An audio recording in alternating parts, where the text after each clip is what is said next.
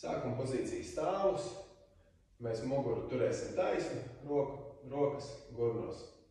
Un kustība ar gurniem sniedzamies atpakaļ, celi nedaudz saliecam un slīkstam dziļumā, līdz jūtam stiepšanos kājas aizmugurē.